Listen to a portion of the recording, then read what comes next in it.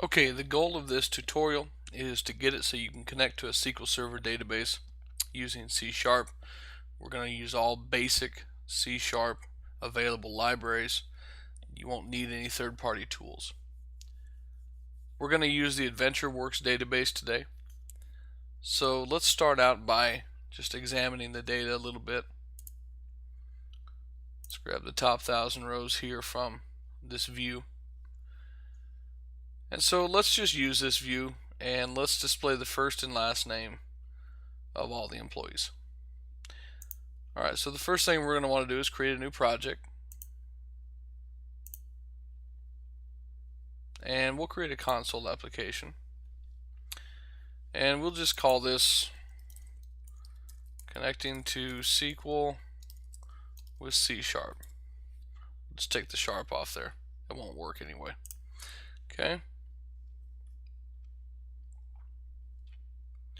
Now when this comes up, we're going to see the typical program.cs, see a very basic application in front of us. And what we want to do is establish a connection to the database first.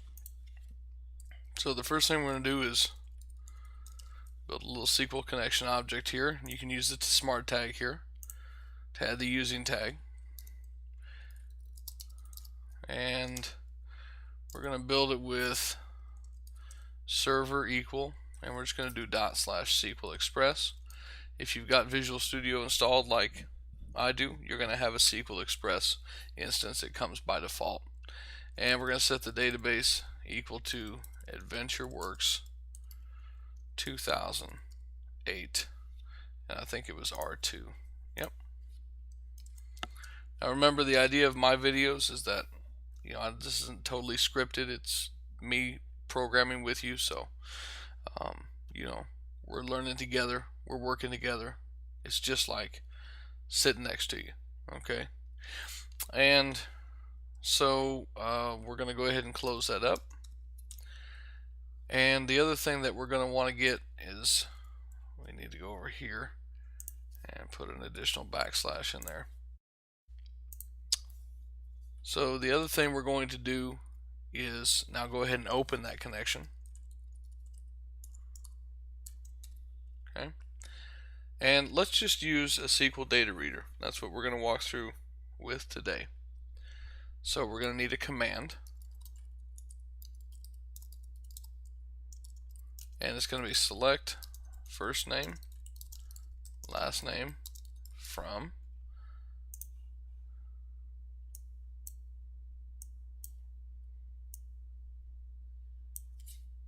copy that. Okay, and we're going to issue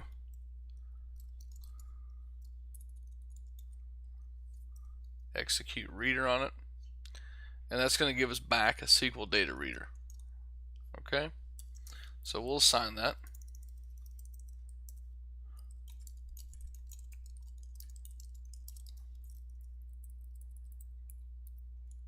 And now what we're going to do is the SQL data reader has a read operation, and I'll let you see it here. It just returns a Boolean. So what we're going to do is we're going to say while reader.read, and then we're going to pull a couple fields off of it, right? The only two we've actually selected anyway. And we're just going to say console.writeLine, and we're going to say reader.getString. It's going to ask us for an index, and we'll say 0. And we also need the other field, so reader.getString 1. And then we're going to give it a format. We're going to say, you know what, let's do last name comma first name. So it's going to be a 1 here, and then a 0.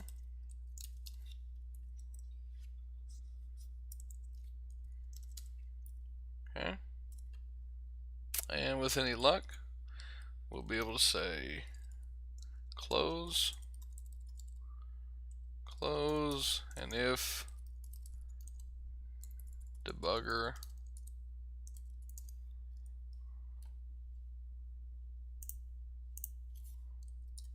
dot is attached console.readline. Want to do that because if you're inside the debugger, the screen will just disappear immediately after. It won't give you an option to press any key to continue. So we've opened our connection. We've established a command we want to run against the database. We've created a reader. We're going to read through that reader one row at a time, throw it out to the console. We're going to close everything up, and we're going to go ahead and issue a read line so we can see the results. Alright, let's run it.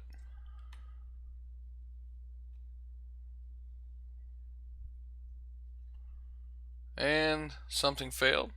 Login failed for user empty. Okay, good. Glad we saw that. The issue here is that we need to say integrated security equal true.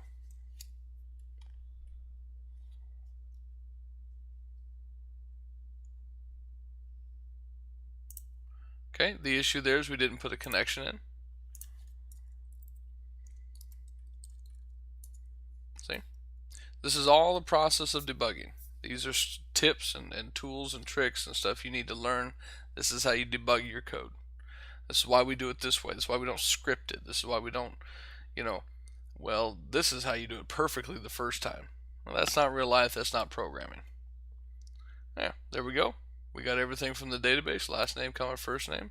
Had a few bugs along the way. But that's how easy it is to connect to a SQL Server database using C#. And you could apply this code to any application, Windows, web, console, whatever you want.